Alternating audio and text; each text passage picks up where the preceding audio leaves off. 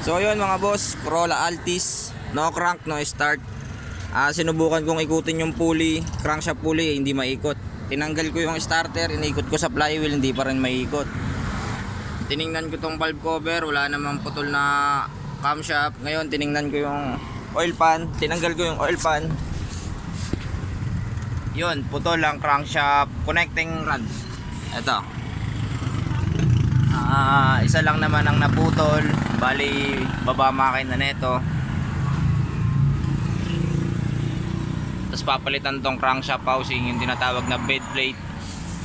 So yun lang, medyo malala tong trouble na to, bakit kaya naputol.